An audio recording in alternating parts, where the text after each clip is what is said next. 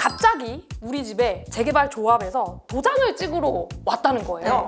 그럼 이거 도장을 막 함부로 찍어도 되나요? 당연히 안 되죠. 그리고 이게 꼭 그 놓치지 말아야 되는 절차가 있는데 이걸 또 놓치시는 분들이 있어요. 가장 중요한 거 그리고 이행하지 않으시면은 나중에 새 아파트 입주권 못 받을 수도 있다는 점. 그럼 입주권을 매매해서 내가 샀는데도 입주권을 못 받는 경우도 있다고 아까 말씀하셨잖아요. 그렇죠. 그거는 이제 잘못 알고 사신 거죠. 입주권이 없는데 입주권을 받을 수 있는 물건인 줄 알고 착각해서 하시는 거죠. 두 가지 보셔야 되는 건데 랑 이게 나오는 건가 그거는 반드시 확인을 하고 매수를 하셔야 돼요. 안녕하세요. 의식의 흐름대로 질문을 던져보는 시간, 도너리 김하나입니다. 자, 여러분 신도시 하면 어디가 생각나세요?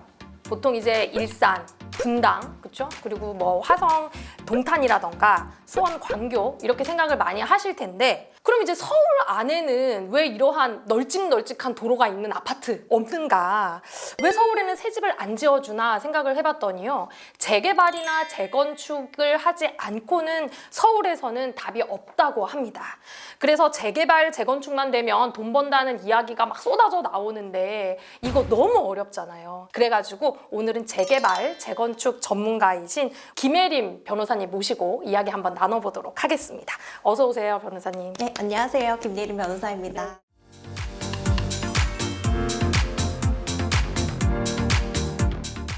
일단 재개발하고 재건축이 어떤 차이가 있는지부터 좀 설명을 해주셨으면 좋겠어요. 재개발, 재건축이 엄연히 다른데 구분을 잘 못하시는 분들이 많아요. 그래서 재개발, 재건축은 기본적으로 이제 정비 기반 시설이 얼마나 잘 갖춰져 있느냐라고 보시면 되는데 이 정비 기반 시설은 도로나 뭐 학교 뭐 이런 것들을 얘기하는 거죠. 그래서 재개발은 이런 정비 기반 시설조차도 잘 갖춰져 있지 않은 곳, 더 개발 필요성이 크겠죠. 그 쉽게 생각을 하시면은 단독 다가구들이 밀집해 있는 곳이다라고 생각을 하시면 되고 재건축은 이런 것들은 좀 잘 되어 있는데 집이 좀 낡아서 새로 지을 필요가 있는 곳. 그래서 주로 아파트 단지로 보시면 좀 쉬울 것 같아요. 그러면 재건축은 이제 아파트 자체를 새로 건축하는 개념이고 재개발은 아예 어떤 한 동네를 이렇게 다 뜯어고치는 그렇게 그런 보시면 개념이다. 되는데 이제 재건축 같은 경우도 원래 단독주택 재건축이라는 게 있기는 했었어요. 근데 이게 여러 가지 뭐 사업성의 뭐 형평성이라던가 이런 것들이 좀 논란이 돼서 방배동은 단독주택 재건축이거든요. 단독 다가구가 밀집해 있음에도 불구하고 근데 지금은 이제 없어진 제도로 보시면 될 것 같아요. 재개발이냐 재건축이냐에 따라서 어떤 복잡한 절차들이 막 있는 걸로 아는데 제가 이제 그 용어가 하도 어려워가지고 일반인들은 진짜 너무 어려워하거든요. 직접 겪어본 분들이 아니고서는. 그래서 그 이제 사업 진행 이 단계를 조금 한번 쭉 설명을 해주셨으면 좋겠어요. 제가 조금 적으려고요. 용어가 어려워가지고. 그러니까 이게 인허가 절차는 크게 차이가 없다라고 보셔도 돼요. 네. 근데 다만 이제 안전진단 절차라는 거 많이 들어보셨을 거예요. 안전진단. 네, 그래서 지난 정부에서 이제 안전진단 규제를 강화하니까 초기 재건축이 좀 어려웠다 이런 말씀 많이 들어보셨을 거고 목동이나 상계동 이런 데들 지금 안전진단 속속 통과하면서 사업에 좀 탄력을 붓고 가격도 같이 많이 신고가 찍고 있고 근데 이 절차에서는 좀 차이가 있어요. 왜냐하면 재건축에만 안전진단이 있는 거라서 이제 재건축 같은 경우에는 이 안전진단 절차를 통해서 이게 재건축이 필요한 아파트인지를 조사하는 절차가 있어요. 그래서 이 절차를 거쳐서 이제 D등급 이상이 나와야 그래야 이제 재건축을 할 수 있게 되는 거고 그때 이제 정비구역이라는 재건축 구역을 지정하게 되고 그러면 안전진단이라는 거는 우리 아파트가 안전하다는 걸 진단하는 건가요? 안전하지 않아서 재건축이 필요하다라는 거를 이제 진단을 받는다라고 보시면 돼요. 우리 아파트가 안전하지 않다. 지금 곧 무너질 것 같다. 그러니까 빨리 재건축을 해야 된다. 그렇죠. 이런 절차라는 네. 거구나. 네. 그래서 이 안전진단 절차를 거쳐서 이게 재건축이 필요한 아파트다라고 이제 판정이 되면은 추진위원회라는 추진위원회. 이제 그 단체를 구성한다라고 보시면 돼요. 그리고 나서 이 추진위원회에서 어떤 조합 설립 동의나 이런 것들을 받아서 조합이 설립이 되고 그러면 통상적으로 이 조합이 사업 주체가 돼서 이제 사업을 진행한다라고 보시면 되거든요. 그리고 나서 이제 구체적인 뭐 건축 계획이나 이런 것들이 수립되는 게 사업 시행 계획 절차라고 보시면 되고요. 사업 시행 계획 절차. 네. 그 이후에는 이제 그 조합원들의 권리 의무나 뭐 이런 것들이 확정이 되는 관리처분 계획 절차가 있어요. 그래서 요것까지 되고 나면은 이주하고 착공에 들어가고 뭐 입주하게 되고 뭐 이런 절차들로 가기 때문에 보통 이제 관리처분 계획까지 났다라고 하면은 상당히 이제 사업이 안정적으로 좀 진행이 된다라고 볼 수 있는 절차 정도로 보시면 될 것 같아요.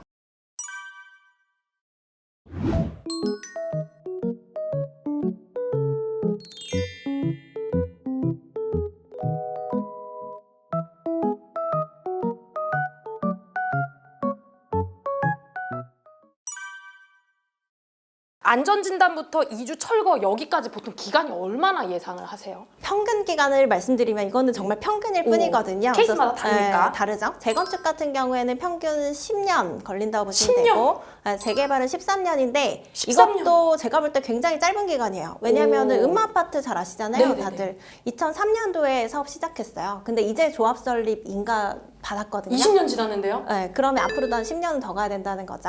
아, 음마아파트는 지금 2003년부터 시작했는데 이제 조합 설립됐습니다. 20년 만에. 그럼 여기까지 한 30년 걸리겠네. 그렇죠. 그렇게 보면 볼 때는 사실 그리고 2000년대 그 중반에 한 2006, 7년도에 지금 사업 시작한 뉴타운들 있거든요. 오. 이런 곳들 지금 입주하고 있어요. 지금 이제 입주가 아니라 일반 분양 끝낸 곳들이 대부분이죠. 그렇게 봤을 때는 평균 사실은 20년도 더 넘게 걸린다. 초기 단계 재건축 재개발에 들어가시면 이라고 볼 수 있을 것 같아요. 재개발 재건축이 쉬운 일이 아니네요. 이게 이제 내용도 잘 알아야 되겠지만 시간을 투자하는 개념인 것 같아요. 왜냐하면 이게 이 구역 내에 토지나 뭐 주택을 가지신 분들이 조합원이 되는 거잖아요. 그럼 네. 이게 보통은 이제 몇천 명 되는 경우 사업지도 많거든요. 아. 그렇게 되면 이분들이 다 의견을 모아서 사업이 진행이 돼야 되는 건데 그 과정에서 여러 가지 기간이 소요될 수밖에 없는 거죠. 그러면 이렇게 이제 긴 시간을 들여서 진행하는 재개발, 재건축, 결국에는 내가 이 재건축 혹은 재개발 단지 안에 집을 소유하고 있어야지 그 조합원이 될 수 있는 거잖아요. 그렇죠. 그렇죠. 네, 네. 그러면 이제 어느 날 갑자기 우리 집에 재개발 조합에서 도장을 찍으러 왔다는 거예요. 그럼 이거 도장을 막 함부로 찍어도 되나요? 당연히 안 되죠. 이제 오. 문서에 보통 도장을 찍으시거나 뭐 서명을 하실 때 보지도 않고 이제 하시는 경우들이 꽤 많아요. 뭔지 잘 그렇긴 한데. 모르니까. 그쵸. 근데 이제 사업 주체 누가 이거를 지금 건넨 문서인가를 어. 보셔야 되는 거고 내용을 읽어보셔야겠죠.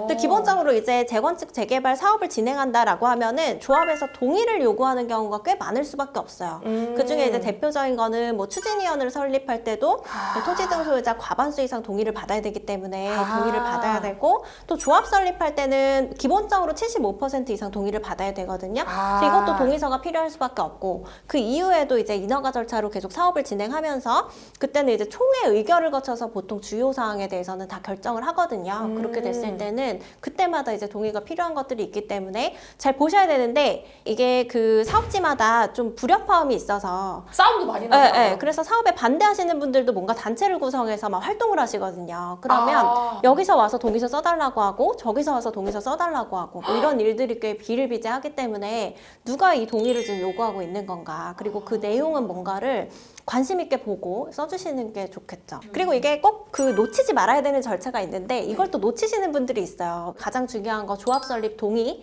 그리고 분양 신청 절차를 이행하지 않으시면은 나중에 새 아파트 입주권 못 받을 수도 있다는 점. 그래서 이런 것들은 좀 잘 챙기셔야 되는데 가장 중요한 절차라고 보시면 될 것 같아요. 두 가지가. 아니 지금 내가 헌 아파트 살다가 새 아파트 받으려고 이거 재개발 재건축에 살고 있는 분들도 계실 텐데 이런 것들을 동의를 제대로 못하면 내용을 확인을 못하면 입주권을 못 받을 수도 있는 거예요? 그렇죠. 그 재건축 같은 경우에는 조합 설립 동의를 안 하시면은 이거 매도 청구 대상이 되기 때문에 입주권 못 받으세요. 그럼 계속 내가 살지도 못하고요? 살지도 못하죠. 왜냐면 조합에서 매도 청구라는 걸 해서 이제 매매 계약을 체결한다라고 보시면 돼요. 조합에 팔고 나오셔야 된다. 강제로 팔고 나와야 되는 거예요? 네, 되는 거고. 그리고 분양 신청 같은 경우도 이 기간 내 분양 신청을 안 하셔서 네. 그래서 이제 현금 청산되시는 분들 많거든요. 네, 그래서 이게 분양 신청을 못해서 새 아파트에 입주할 수 있는 권리를 못 얻게 되면 그러면 이제 현금 보상을 받는다라고 보시면 돼요.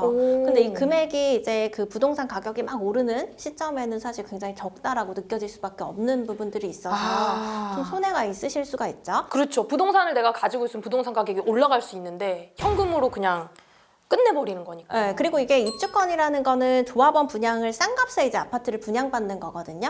근데 싼 값에 아파트를 분양받는다라고 하면은 시세와의 차익이 있기 때문에 프리미엄이라는 게 붙을 수밖에 없는 거거든요. 대부분 그렇다고 보시면 돼요. 그래서 그런 것들 고려했을 때는 분양 신청을 하지 않았다라고 하면 특정 케이스가 아니면은 좀 손해를 보실 수 있는 여지들이 있는 거죠. 그럼 분양 이 신청은 언제쯤 하는 거예요? 이 절차상? 사업 계획이 되면 하나요? 맞아요. 네, 사업 신계획 있고 나서 분양 신청 기간이 있어요. 그래서 이거를 이제 공고도 하고 개별 통지도 하는데 이런 것들을 놓치시면 이제 그 현금 청산이 되실 수가 있고 제가 이제 그 많이 하는 사례 중에 하나는 분양 신청 통지를 못 받아서 이제 분양 신청 못 하셨다라고 하셔서 오시는 경우들이 있는데 만약에 조합이 잘못해서 분양 신청 통지를 못 받아서 내가 분양 신청 못 했다라고 하면 이거는 구제 받으실 수 있어요. 아, 그렇구나. 그러니까 사실은 어쨌든 집을 얻으려고 하는 이 모든 절차이기 때문에 분양 신청하는 건 정말 중요한 것 같아요. 아주. 네, 제일 중요하다라고 보시면 돼요. 그리고 이게 분양 신청은 한 번 하면 또 변경이 어렵기 때문에 신중하게 하셔야겠죠? 그러면 내가 살던 집에서 이제 우리 집에 공사를 하세요 하고 제가 나가줘야 될 수도 있잖아요. 우리 집에 이사는 언제까지 가야 되는 거예요? 기본적으로 이게 관리처분 계획에 대한 인가가 나고 나면 그러면 이제 조합이 그 집을 사용 수익하게 되거든요. 그래서 이제 그 조합원이든 뭐 세입자든 그리고 현금 청산자든 집을 비워주고 나가셔야 된다라고 보시면 돼요. 기본적으로. 근데 이제 관리처분 인가가 났다고 해서 바로 나가라고 할 수는 없잖아요. 조합도. 네네네. 그래서 2주 기간을 그 이후에 두죠. 보통 이제 6개월에서 1년 정도 2주 기간을 두고 그때 이제 보상이 가능한 것들은 좀 이제 보상을 받을 수 있게 하고 또 2주가 가능하도록 뭐 2주비 대출을 해준다거나 2주비 보상을 해준다거나 이런 절차들이 있다라고 보시면 돼요. 아니 근데 이제 재건축 같은 경우는 아파트가 다시 지어지는 거니까 제 생각에 그래도 좀 어느 정도 이런 상식이 있으신 분들 혹은 찾아볼 수 있는 분들이 계실 수도 있을 것 같은데 재개발은 노후화된 빌라라던가 낡은 집에 계시는 예를 들면 뭐 어르신들이 사신다거나 뭐 이렇게 잘 이런 것들에 대해서 접하지 못한 분들이 사신다. 그러면 이런 관리처분 계획이니 뭐니 이런 거를 잘 못 따라가가지고 본인 권리를 못 찾으시는 경우도 있을 것 같은데 그럴 때 변호사님 도움을 주시는 건가요? 그러실 수도 있죠. 근데 제가 이제 하다 보면은 많은 말씀하신 대로 이제 네. 조합에서는 이주비나 뭐 이런 것들을 최대한 안 주고 싶잖아요. 그렇죠. 근데 이제 재건축 같은 경우에는 세입자나 뭐 이런 분들에 대한 이주비 보상 절차가 법에 있지는 않아요. 그래서 뭐 실제로 내가 조합원이나 현금 청산자, 소유자가 아니면은 이주비 보상 받을 수 없다라고 보시면 돼요. 그리고 기본적으로 이제 조합원은 이주비 대출을 받아서 이주를 하시는 거고, 그다음 현금 청산자 분들은 이제 재건축 같은 경우에 별도 이주비는 없어요. 그냥 내 집을 팔고 나오는 개념이다라고 보시면 되고 세입자도 별도의 이주비 보상이나 뭐 이런 게 없어요. 그러면은 우리 그 살던 소유자가 다음 집으로 가서 뭐 전세든 월세든 본인도 살다가 공사가 다 완공이 되면 들어와야 되잖아요. 네. 그럼 언제쯤 이 집을 구해야 될까요? 새로 이주 이사가 기간이라는 거를 별도로 주기 때문에 그 기간 내에 충분히 구하실 수 있어요. 6개월이나 보통은. 1년 내에. 네. 그리고 그때 이제 이주비 대출이나 뭐 이런 것들도 정확하게 한도를 알 수 있고 뭐 이런 부분들이 있어서 이때 이제 이주를 하시면서 집을 구매해서 이주하시는 경우도 있고 또 그냥 세입자로 이제 잠시 이제 임시거처를 마련하시는 분들도 있고 그렇죠. 그리고 변호사님 제가 최근에 이런 얘기도 들었는데 재개발이나 재건축 진행이 잘 안 되는 이유가 거기서 이제 벌어들인 이익을 국가가 일정 부분을 이렇게 가져간다 뭐 이런 네. 얘기가 있더라고요. 그게 뭔가요? 근데 재개발 같은 경우는 원래 기본적으로 공공성이 강한 사업이에요. 그렇기 때문에 임대주택이라던가 네. 뭐 이런 도로 기부 체납이라던가 이런 거를 일정 부분 하도록 되어 있어요. 법에. 원래? 네, 아예 규정이 되어 있고 재건축 같은 경우에는 기본적으로 이제 개인의 재산권에 관한 부분을 더 인정을 많이 해주기 때문에 이런 뭐 인센티브를 더 받기 위해서 뭐 이런 경우에 이제 공공기여를 하지 않는 한 사실은 이제 법적으로 의무로 되어 있지는 않거든요. 근데 그러다 보니까 이제 재건축으로 투기 수요들이 너무 많이 몰리는 그쵸, 그쵸, 거예요. 그쵸. 네. 그래서 이제 최근에 본격적으로 징수가 시작된 게 바로 재건축 부담금이죠.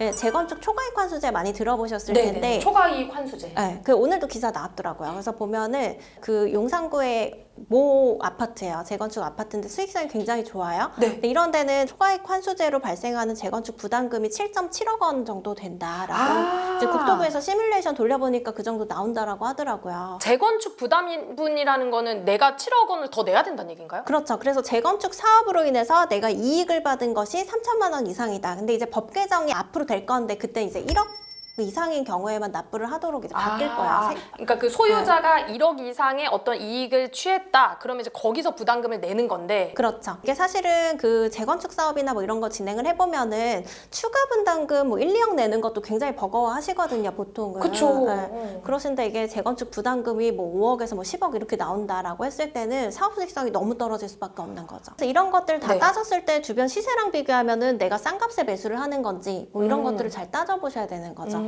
또 재건축 사업이 앞으로 좀 어려운 거는 공사비나 이런 것들이 계속 올라가니까 네네네. 그래서 비용이 많이 들어가고 그리고 이제 초기 저층 재건축 단지들은 거의 다 개발이 됐다라고 보시면 되거든요. 그러면 애매한 사업성을 가진 이제 재건축 단지들만 남게 되겠죠. 그리고 이런 초과이익 환수제 같은 것들 때문에 사실 사업 수익성이 많이 떨어지게 된다라고 보실 수 있을 것 같아요. 그러면은 아까 이제 말씀하셨던 소유자에게 입주권은 하나만 나온다. 그렇게 하셨는데 보통 보면은 우리가 낡은 그 건물들이 있는 데는 다가구 주택들도 많잖아요. 네. 거기는 그러면 거기 5세대가 살고 있다. 그러면 이런 경우는 어떻게 되나요? 다가구 주택도 단독주택의 일종이기 때문에 네. 기본적으로 전체 세대에 하나만 입주권 받을 수 있다라고 보시면 돼요. 아. 근데 이게 조례별로 좀 달라요. 그래서 네. 이제 너무 억울하잖아요. 억울하죠. 왜냐하면은 세대별로 등기만 안 해놨을 뿐이지 실제로 다 이제 구분 따로따로 소유가 되어 살고 있는 거나 있는데. 네. 마찬가지거든요. 그래서 이게 그 다가구 주택 같은 경우에는 일정한 시점 이전에 이제 지분 등기나 뭐 이런 것들이 완료가 됐다라고 하면은 세대별로 또 이제 입주권 받으실 수 있는 부분이 있는데 그건 예외 요건이고 기본적으로는 이제 하나밖에 못 받으시는 경우가 원칙이죠. 그러면 원칙적으로는 다가구 주택에 5가구가 모여 살더라도 입주권은 하나밖에 못 받는다. 네. 그러면 그 입주권 받은 거 갖고 5명에서 나눠 가져야 되나? 어떻게 해야 되나요? 그래서 보통은 이제 공유로 아파트 한 채를 받으시는 게 불가능해요. 다 모르시는 분들이기 때문에 그래서 현금 청산하시죠. 그럼 입주권을 매매해서 내가 샀는데도 입주권을 못 받는 경우도 있다고 아까 말씀하셨잖아요. 그렇죠. 그거는 이제 잘못 알고 사신 거죠. 입주권이 없는데 입주권을 받을 수 있는 물건인 줄 알고 착각해서 하시는 거죠. 그럼 누구 잘못이에요? 판 사람 잘못이에요? 산 사람 잘못이에요? 다 매매마다 좀 다르다라고 보시면 돼요. 근데 이제 보통은 제가 많이 하고 있거든요. 매도인이 자기의 분양권이나 뭐 이런 분양 자격이나 이런 것들을 잘못 알고 계신 경우가 있고 조합에 물어봤는데 조합에서도 잘못 가르쳐 주는 경우들이 허다해요. 왜냐면 조합도 모르나요? 네, 분양 자격 자체가 너무 복잡하기 때문에 아. 그래서 그런 것들이 있고 속여서 파는 경우들도 있죠. 입주권이 안 나오는데 이제 입주권이 나온다라고 해서 프리미엄 속여서 엄청 붙여가지고. 파시는 경우도 있고 그리고 대표적으로 이제 한 구역 안에 한 사람이 여러 개를 갖고 있어도 하나 입주권밖에 못 받잖아요. 네. 근데 이 사람이 3개를 갖고 있다 하나만 파는 거예요. 그러면 이 사람도 단독 입주권 못 받죠. 왜냐면 3개에서 하나밖에 안 나오니까 내가 집을 3개 갖고 있는데 나한테 하나밖에 안 나와요? 한 구역에 한 세대 그리고 한 사람이 여러 개 갖고 있어도 하나밖에 입주권이 안 나와요. 투기 수요를 막기 위해서. 그러면 이제 매도인과 매수인이 하나의 입주권을 공유하게 되는 상황이 되기 때문에 그 경우에도 또 공유가 되는구나. 네, 제가 이거 관련해서도 소송을 굉장히 많이 했는데 네네. 이제 과거에 보면은 예를 들어서 그 A라는 사람이 2채를 갖고 있다가 B랑 C한테 판 거예요. 네. 근데 B가 저한테 와서 소송을 해서 결국에 이제 그 계약 취소하셨거든요. 근데 이제 C가 또 어느 날 오셔가지고 했는데 그 물건인 거예요. 네, 그런 사례들도 있을 정도로 비일비재하다라고 보시면 돼요. 그럼 그 사람들이 나쁜 의도를 가지고 있어서일 수도 있고 아니면 진짜 몰라서 네, 하는 수도 있고. 몰라서일 수도 있고 모르는 경우가 거의 대부분이다라고 보시면 되고 그래서 오늘 제가 상담을 했던 사례도 네네. 매도인이 자기는 입주권 나오는 줄 알고 이제 계시는데 그러니까 매수인이 알아본 결과 입주권이 안 나오는 사례여서 그거 가지고 이제 손해배상 청구나 뭐 이런 것들 하시는 그런 케이스죠. 그런 경우가 진짜 많겠구나. 네. 그러면 이게 세 채를 가지고 있는데 누군가한테 한 채를 팔면 얘도 입주권 받고 나도 입주권 받을 수 있는 특정한 시점이 있나요? 조합 설립 인가 전에 파시면 돼요. 조합 전에, 네, 네. 조합 설립 전에 재개발 추진한다고 사람들이 모이기 전에 네. 그럼 안전진단 지난 다음에는 빨리 쪼개기 팔아야 되겠네요? 파실 수 있죠. 근데 이게 안전진단은 재건축만 있기 때문에 아파트는 사실 쪼갤 수가 없어요. 그렇네. 쪼개기랑 이제 세대별로 명의를 바꾸는 거는 좀 다르거든요. 그러니까 이게 조합 설립 인가 전에 하셔야 된다는 거는 세 채를 이제 갖고 있는데 그 중에 한 채 한 채 한 채를 다 다른 명의자로 바꾸는 경우에 이제 입주권이 3개가 나온다는 거죠. 우리 재개발 조합이 설립됩니다라는 분위기가 좀 조성이 되면 빨리 이거를 다른 사람한테 네. 가족이든 누구든 그쵸? 주는 게 좋겠네요. 네, 명의분산 하시죠 보통. 근데 잘 모르고 가지고 계신 분들이 되게 많다는 거죠. 야, 이거는 사시는 분이 진짜 조심해야 될 것 같아요. 파는 사람보다. 그래서 특약 같은 걸 잘 쓰셔야 되는데 네. 보통 이제 특약도 명확하게 안 쓰시는 경우들이 많죠. 특약을 어떻게 해놔야 되나요? 특약에 일단 입주권이라는 얘기가 들어가야 되잖아요. 이 매매 계약은 사실은 뭐 주택을 사고 팔려고 하는 건 아니잖아요. 낡은 주택이니까. 입주권이 붙어 있다는 걸 전제로 해서 이제 프리미엄이 얹어서 거래가 되는 건데 어떤 계약서들 보면은 입주권에 관한 얘기가 하나도 안 들어가 있는 경우도 있어요. 그러니까 이게 목적이 뭔지, 입주권을 취득하기 위한 거, 뭐 이런 것들을 명확하게 써두셔야 되는 거죠. 그러면은 특약에다가 예를 들어서 매도자가 나는 확실히 여기 입주권이 나오는 걸로 알고 있었어요. 네. 매수자도 그걸 믿고 샀어요. 네. 그런데 뭐 여러 가지 최선을 다해서 알아봤지만 둘 다 나오는지 네. 알고 있었어. 하지만 특약에다가 입주권을 거래한 것이다 라고 썼는데 나중에 알고 보니까 입주권을 못 받게 된 거예요. 네. 그래도 특약에 썼기 때문에 매수자는 손해를 안 볼 수 있다는 말씀이시죠? 그 계약을 뭐 해지를 하거나 취소를 하거나 뭐 그런 방향으로 하실 수도 있고 또 손해배상 청구가 가능하면 이제 입주권에 붙어 있는 프리미엄만큼 손해를 본 거나 마찬가지잖아요. 그렇죠. 그래서 그런 것들을 이제 손해배상 청구를 할 수도 있고 하지만 이제 그 사실 모든 게 다 그런데 법적 분쟁으로 이어지면은 내가 원하는 만큼 이제 이득을 보기는 좀 어렵다라고 보시면 돼요. 그래서 미리미리 좀 사전에 잘 알아보시는 게 최선이죠. 그럼 미리미리 본인이 가지고 있는 이 입주권이 정확하게 내가 받을 수 있는 건지 지금 진행이 어느 정도 되고 있는 건지 이런 것들을 그러면 사전에 좀 검토받는 게 사실 더 비용을 아끼는 거겠네요. 그렇죠. 그리고 조합에도 좀 물어보시면 좋겠는데 네네. 뭐 이런 것들을 사실 잘 확인을 안 하시죠. 그리고 입주권 거래를 우리가 이제 저는 맨날 보지만 네네. 입주권 거래를 하시는 분들은 내 집 마련을 위해서 하시는 분들이 대부분이거든요. 그쵸. 그러면 한두 번 이제 거래해 보시는 거예요. 평생에 처음에 한 번. 네, 거래인 경우도 많고 하다 보니까 잘 모르시죠. 근데 일단은 제가 생각했을 때는 그거를 내가 이 재개발 재건축 단지의 입주권을 제대로 좀 알아봐야지 하고 생각하는 것 자체도 잘 못하시는 것 같아요. 네, 맞아요. 그냥 이따 보면 네. 알아서 되겠지. 약간 이런 마인드이신 것 같더라고요. 그리고 재개발 재건축 자체도 구분을 잘 못하시고 오. 수익성 검토도 안 되죠. 그래서 그런 경우들 굉장히 많아서 재개발 재건축 투자는 난이도가 상당히 높은 투자예요. 그래서 그냥 집을 사고 파는 게 아니라 거기서 이제 뭐 분양 자격이나 이런 것들도 굉장히 꼼꼼하게 검토를 하셔야 되고 또 사업지 자체 분석하는 것도 쉽지가 않거든요.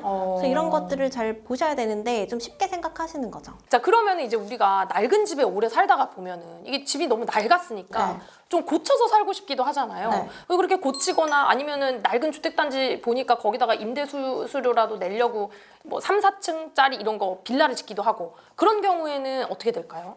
감정평가할 때 건물값이 평가가 돼요. 근데 네. 이거를 새로 이제 인테리어하고 뭐 이런 비용들을 감정평가사가 평가를 해주지만 사실 내가 들어가는 금액만큼 평가받기는 좀 어렵다라고 보시면 되거든요. 그래서 웬만하면은 돈 많이 안 들이시는 게 제일 좋기는 좋죠. 그리고 이제 건물 가치는 시간이 갈수록 계속 떨어져 가는 가치이기 때문에 내가 이제 인테리어나 뭐 신축을 했다고 해서 그거를 이제 그만큼 인정받을 수 있다라고 보긴 좀 어렵기 때문에 일단 뭐 재개발 재건축이 예정이 돼 있다라고 하면 돈을 많이 안 들이시는 게 좋죠. 자, 그럼 마지막으로 우리 변호사님께서 보시기에 이렇게 잘 모르는 일반인들이 재개발, 재건축 내가 이렇게 딱 맞닥뜨렸을 때 그래도 좀 제일 좀 주의해야 되는 점 이런 것 좀 있으시면 몇 가지 얘기해 주시면 좋을 것 같아요. 두 가지 보셔야 되는 건데 사업지 검토랑 이게 단독 입주권 나오는 건가 그거는 반드시 확인을 하고 매수를 하셔야 돼요. 근데 요즘에는 이제 모아타운이다 신통기획이다 이런 개발 사업, 재개발, 재건축이라고 하더라도 형태가 굉장히 다양하거든요. 근데 이거에 따라서 이제 입주권이 나오고 안 나오고도 굉장히 달라지고 그리고 이제 그 모아타운 같은 경우 예를 많이 드는데 이 경우에 그동안 후보지 선정이 어떻게 됐냐면 30% 동의만 받으면 후보지 그 신청을 해서 지정을 받을 수가 있어요. 그러다 보니까 이제 소위 말하는 업자들이죠.